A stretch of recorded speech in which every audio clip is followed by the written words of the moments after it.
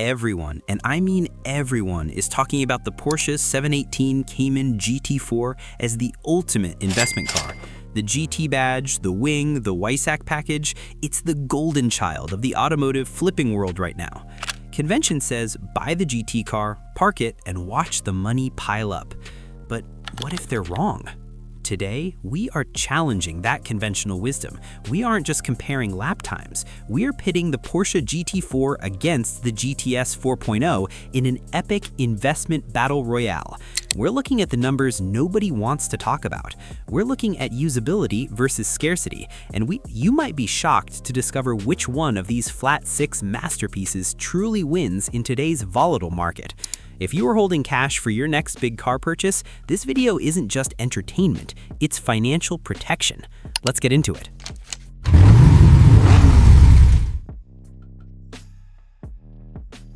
Before we dissect the metal, we have to understand the battlefield. Why is everyone suddenly talking about the Porsche GT4 and GTS 4.0 as investments rather than just cars? Why aren't we talking about driving them? Well, because the world is changing. We are living through the twilight of the internal combustion engine. Porsche has made it very clear, the future of the 718 Cayman and Boxster is electric. That means the cars we're looking at today, these naturally aspirated 4.0-liter flat six screaming banshees, are the last of their kind. They're artifacts before they've even left the showroom floor. That implies inherent value. But the investment climate is tricky. We have inflation squeezing discretionary income, we have interest rates that make financing a toy much more expensive than it was 3 years ago, and we have a shift in collector tastes. People are moving away from garage queens they're too scared to drive and moving toward experience cars, vehicles they can actually use without needing a chiropractor afterwards. So the stakes are incredibly high. If you buy the wrong car today, you aren't just losing the depreciation, you're losing the opportunity cost of that money sitting elsewhere. The question we need to answer is simple, but brutal. In 5 years, when the electric Cayman is silent on the streets, which of these two combustion heroes will be the one everyone wants to buy? Will the GT4 crash from its hype train? Will the GTS 4.0 emerge as the unsung hero? Let's analyze the contenders. First, let's look at the heavyweight champion, the GT4. This is the car that brought the 911 GT3 engine architecture, well, sort of, into the mid-engine chassis. It is the car enthusiasts begged Porsche to build for a decade. From a pedigree standpoint, the GT4 checks every single investment box. It comes from the Porsche GT department in Flacht. That alone usually guarantees a 20% premium over anything else. It has the front suspension components from a 911 GT3. It has sophisticated aero that actually produces downforce. It revs to 8,000 RPM. It is a razor-sharp tool designed for one thing: destroying lap times. The investment thesis for the GT4 relies on the halo effect. Collectors love the top-dog model. They love the wing. They love the aggressive stance. Historically, if you look at the Cayman R or the previous generation 981 GT4, these cars hit a depreciation curve, flattened out, and then started climbing. The perceived scarcity is a huge driver here. Getting a GT4 allocation was a war. Dealers were asking $20K, $30K, even $50K over sticker. That hype created a perception that this car is unobtainium. But let's look at the recent data.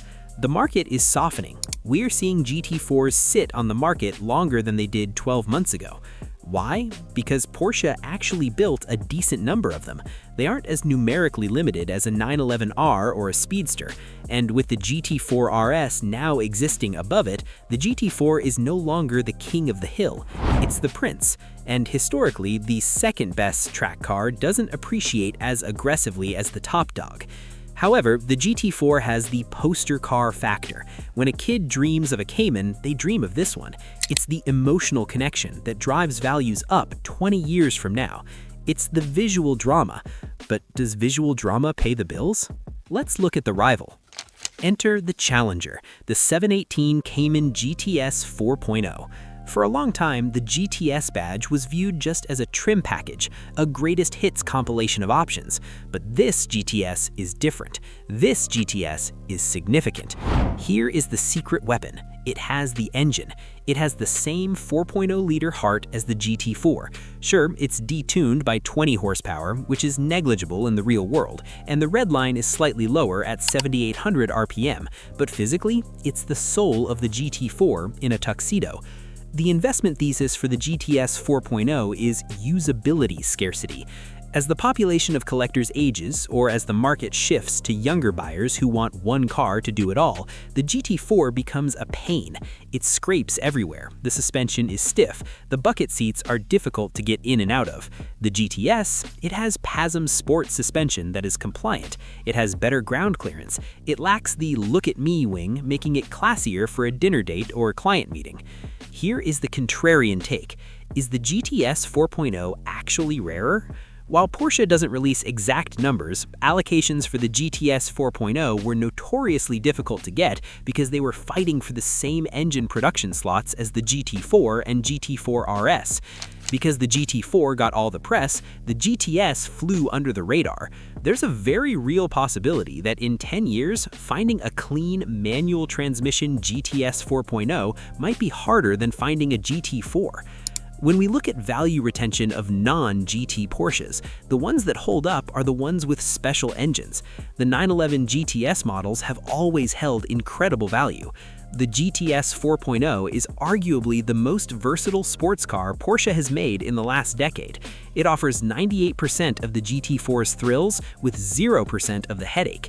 In an investment market that values analog experience combined with modern comfort, the GTS is a sleeper hit waiting to explode. Okay, enough philosophy, let's talk math. If you are buying one of these today, what does your balance sheet look like? First, the buy-in. A well-spec'd GT4 is still commanding a premium. You are paying for the badge and the aero.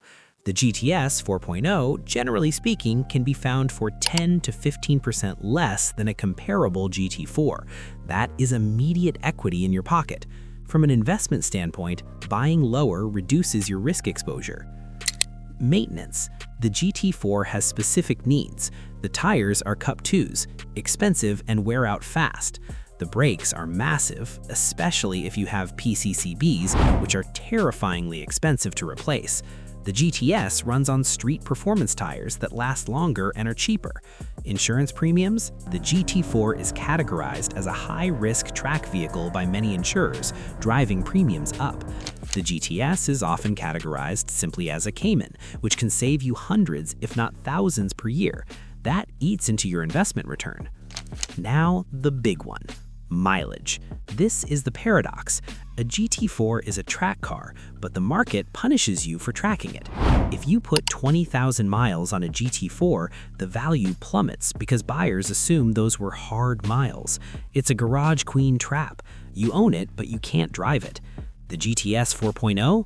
The market expects it to be driven.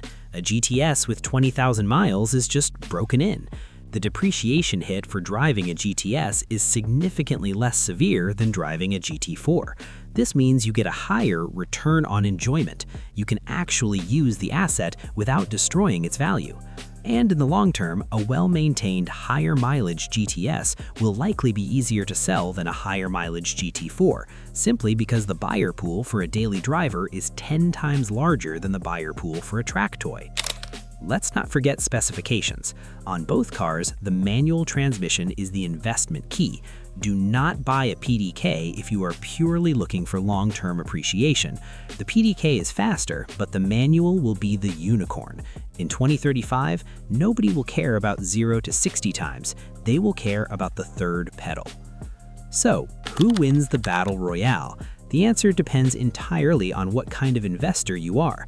If you are the pure investor/collector and you have a climate-controlled warehouse and you plan to drive the car less than 500 miles a year, buy the GT4. The halo effect is real. The aggressive looks will always command the highest ceiling price at a Concours d'Elegance in 2040. It is the icon of this generation. But if you are the smart money/weekend warrior, if you want to park your cash in a vehicle that retains value but also pays you dividends in the form of unforgettable Sunday drives and road trips, the GTS 4.0 is the winner. The GTS 4.0 is the smarter buy for 95% of people. It is undervalued right now compared to the GT4. It is rare, it has that engine, and most importantly, it allows you to participate in the ownership experience without the constant anxiety of rock chips and scraping splitters. It is the driver's investment. My prediction? The gap between the GT4 and the GTS 4.0 will shrink over the next decade as people realize the GTS is the Goldilocks car, the perfect blend of analog soul and real-world comfort. Demand for them on the used market will skyrocket. Buying a GTS 4.0 today is like buying a 993 Carrera S in the early 2000s. It's the sweet spot. But that's just my take on the numbers. I want to hear from you. Are you Team Wing or Team Stealth?